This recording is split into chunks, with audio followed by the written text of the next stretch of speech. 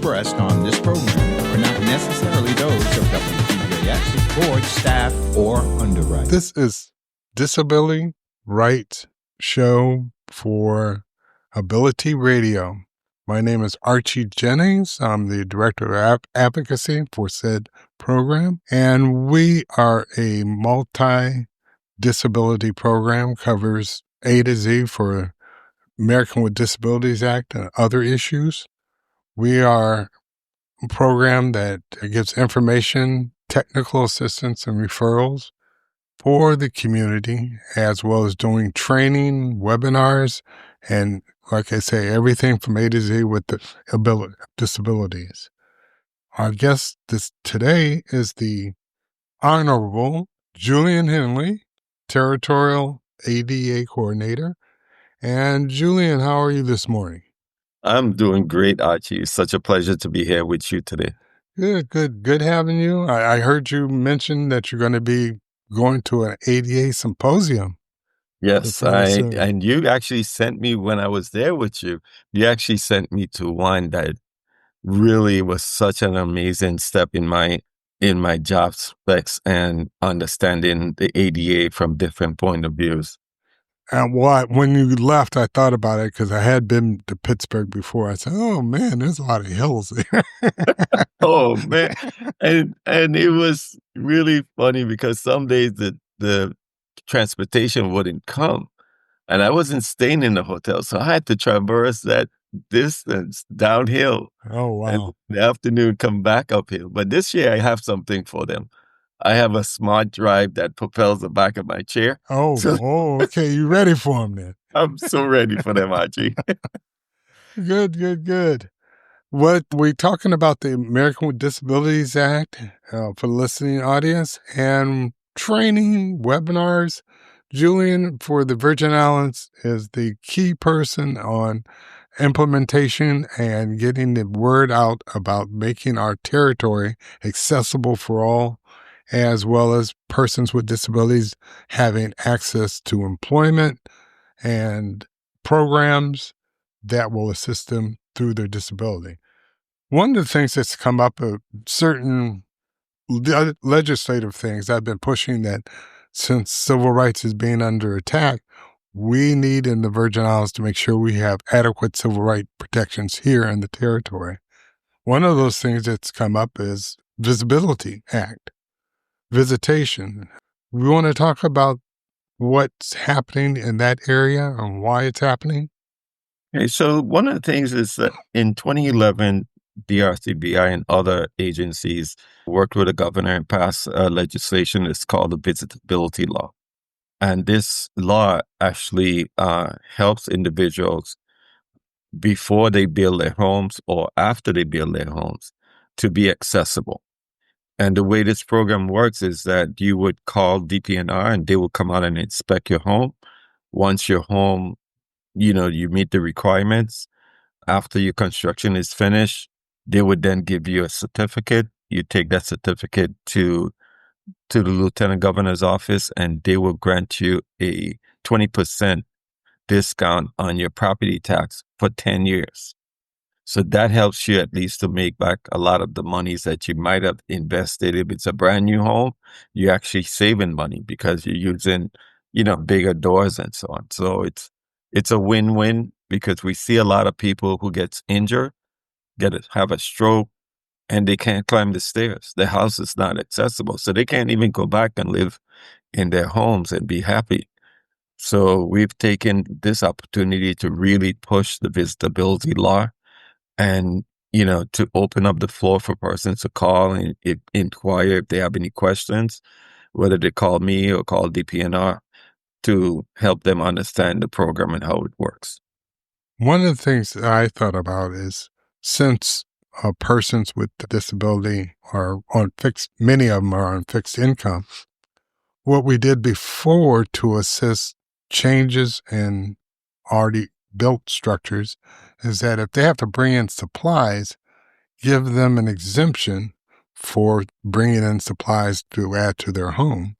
That's another break that the government has control over that they can give to not only the person with disabilities, but to the supplier. Wow. Yes. That would be great. It's just really getting around some of these laws, but I'm willing to see what we can do to assist persons. I know that depends on what type of equipment that you need. There's programs like VR and other programs that might be able to assist you based on what your needs are. So, I encourage persons to call and inquire and take that position of wanting to improve your life. And and we would then have to do our part in assisting you as best possible. Well, what's also brought up, you just recently testified, didn't you, for the ABLE Act? Yes. And that act, it's been around 11 years. It came out in 2014, and the Virgin Islands never addressed it. It was just there. And this law actually, you know, it's built in a way that persons who gets for the federal programs, whatever, that you can actually start saving monies and not be penalized. Because right now, if you save money and it's not in an able account, you would actually lose programs like Meals and Wheels, SNAP, and on and on. This program actually allows you to save money. People can invest money into your account. And once it's there, you could use it for several types of things, whether it's transportation, education, making your home accessible, equipment that you might need, durable equipment. So there's a list, and that investment, when you go and ask to require to get your funds, you would then be put in a position where they would make contact and give you the funds from what you have as an account.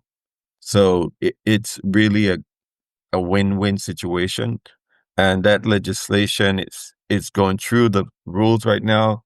We were faced with a little challenge as to the administrator of the ABLE account to see who would be then that administrator, whether we contract a company in the States, because Puerto Rico, as large as they are, they didn't open up the facility in Puerto Rico. They're actually connected to a company in the States that is helping them to assist persons with the ABLE Act. And ABLE meaning achieving a better life experience. Correct. And the accounts are for persons with disabilities. Correct. So you, right now, if you're under 26 years old, you qualify for that program. However, in January 2026, it's going to be going up to 41 years old. So it allows a lot more persons to get on it and be able to, save monies to use for future events that you might have. And medical expenses, because essentially that was one of the things about Medicaid. If you had assets over $2,000, you weren't eligible Correct. for Medicaid. And that's why this account is important, because a lot of people who they did save some money, they are trying to do things, but they're being denied now of federal programs because they have an income or they have funding that oversees the threshold that Medicaid have. So the importance of this bill is one that's going to make a difference for a lot of people. And you have to be the one, once it's implemented, to want to do and have an ABLE account that helps you not to lose your benefits that you're getting from the federal government. That's true. And access to Medicaid is very critical for infants through us seniors who may Yes. get their, issues that come up in life such as a stroke. And Mhm. essentially, a lot of people may have to, stop work, but they also already own a home and it's Yeah, in their name, and therefore they're not eligible to get Medicaid because they have an asset over the allowable amount under federal law. correct. And So, that's the caveat with where we live. A lot of persons even being airlifted out and they have Medicare, Medicaid, but they have an emergency application that they put in place so they can airlift that person out and they can go to a facility that they would pay. But it expires after X amount of months or a year. I can't remember exactly how long it runs, but they can resubmit and get approval. But there is a deadline as to depends on what your income is and what you're going through, because it's an emergency situation. They can't deny you services. Well, hopefully, the Senate is working on it, and hopefully, this becomes a law in the Virgin Islands, and it should be accessible. Probably with an administrator here in the Virgin Islands, a lot of people will be able to get training and how to use this particular law in order to, again, back it, make sure you can have access to durable medical equipment, access to off-island facilities. So it's very critical that the Senate takes it up and pushes it on through. One of the changes that I know you've been working on, many changes for the Virgin Islanders, is digitized documents.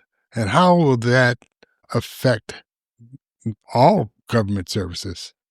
Well, the great thing is right now, if you have paper files, if I'm blind or have vision challenges, I can't have access to those because I use some kind of adaptive equipment to read to me the documents in which I'm researching. So what we're working on is to go through with all the departments and to put in place a program of, goals, setting some goals for some of the departments. Some of the larger departments have more paper than a lot of the smaller departments.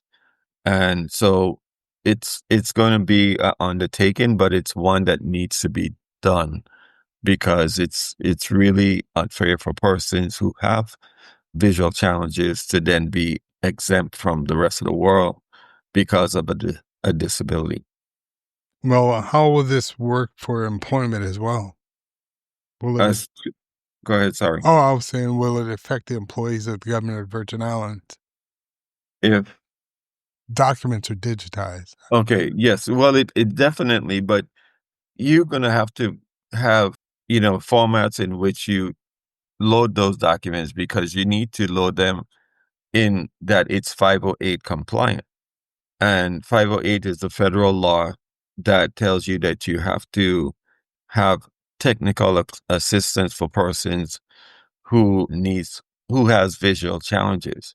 So there is a law, and it was done in 2018, and this law demands that persons, government and state officials, that they bring their facilities up to ADA compliance with it, with the digitizing, not only digitizing, but also to put in place programs that helps persons to be able to understand how to use these adaptive equipment.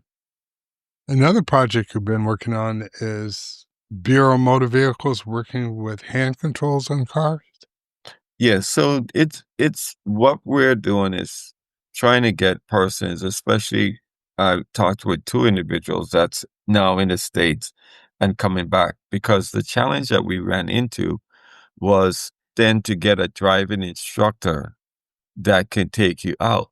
But there's a crossroad with that, is that you can't go and just buy a hand control.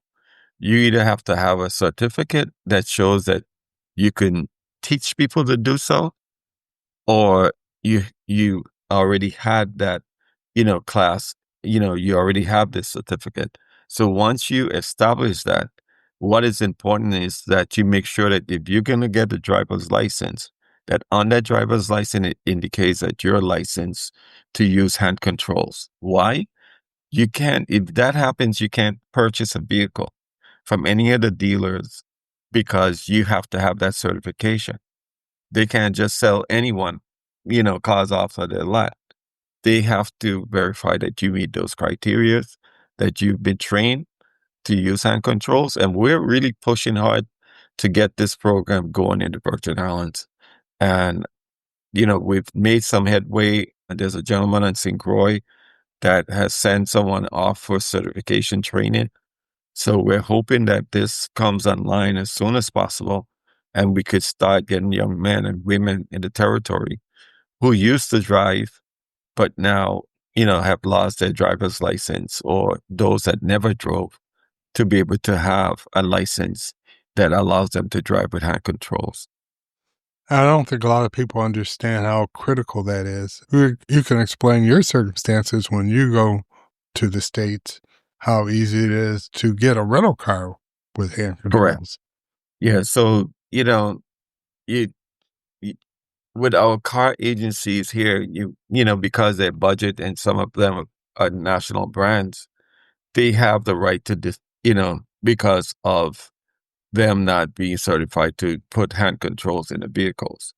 So in the States, when I travel, uh, 3 to 5 days before I travel, I would call a rental car agency and say, look, I need a car with hand controls. I need to spin a dial on the steering wheel to be at 4 o'clock.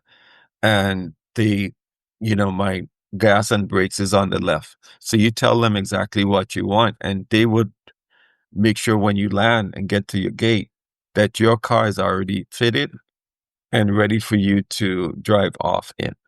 So, that's the kind of service that I look forward to us one day having in the territory, because it prevents people who wants to travel to the territory, and then you're faced with this barrier. As far as one of the other positions you hold is chairman of the State Rehabilitation Council.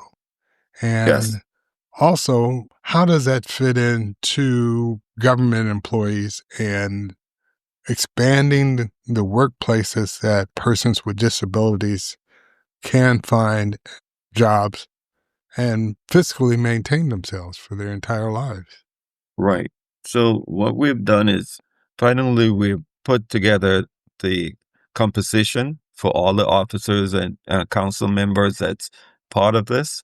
What we do is we work close with human services, vocational rehab, and through their budget that they have, which is a large budget, to help them use those funds in ways that improve lives of persons in a territory.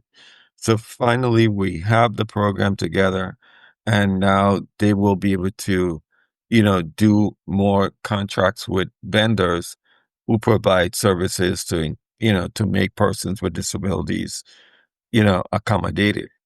So, we've done a lot of projects.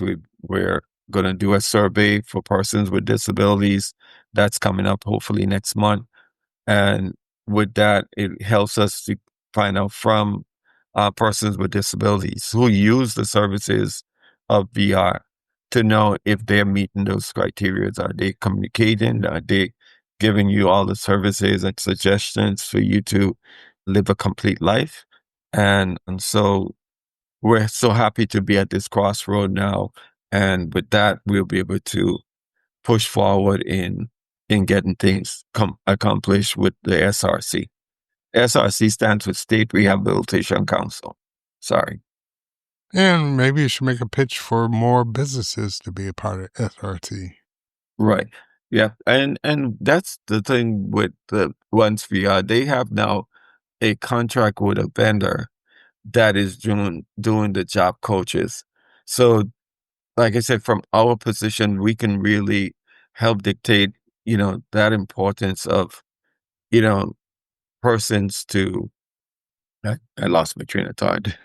Well, persons who have access to employers who are amenable to Right. give persons with disability an Right. opportunity to work and So show. like, Yeah, yes. go So ahead. like this summer, we have, they're contacted so many businesses that they're paying the employees to work with these businesses. There's no cost to the business. So a lot of persons with disabilities is out working this summer. And it's a lot of different reasons when they look at their IEP and different things of their disability. Some people you can't see that they have a disability, but they have one. And what this opportunity happens is that they go out in the summer, and then by the end, they have a ceremony for these individuals. What's great is a lot of them are still in school. So they end up having after school jobs that they can continue making an income, because some of them, they want to drive a wrecker. I mean, they learned all the stuff about, trucking or being in the office and doing clerical work. It's just a multitude of opportunities that they have every summer. And they've actually started the program so far for 2025. And on the government side, with the Department of Personnel, what's the program that's being expanded there in order to hire persons? Right. So the governor actually signed an executive order, 509-2021. And this executive order is put in place with a task that we hire 2% of all persons hired within a period of a year, that these individuals would be 2% would be persons with disabilities. What is really great about this is it would help us to see what accommodations is being handled and what might be needed. So what you do is you would fill out the information as a new employee in your packet and fill in the information. You don't have to give your name.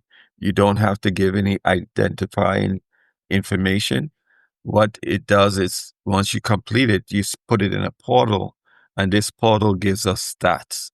So we don't need to know who you are unless you ask for an accommodation. Then at that point, you would have to disclose that you have a disability and this is the accommodation that you want.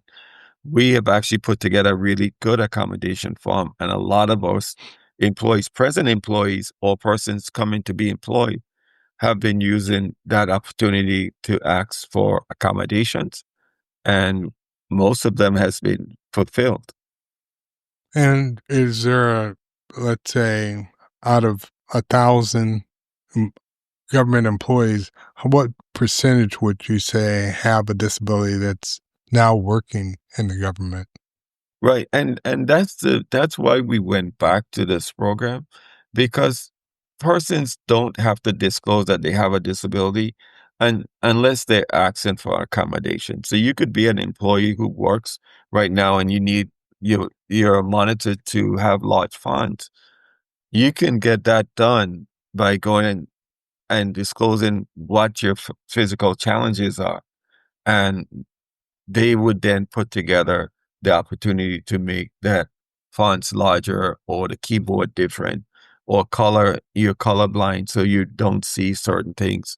And we have BIT that would come in and assist you, and that's Bureau of Information Technology. And they would come in and be able to work with you with your computer or whatever device.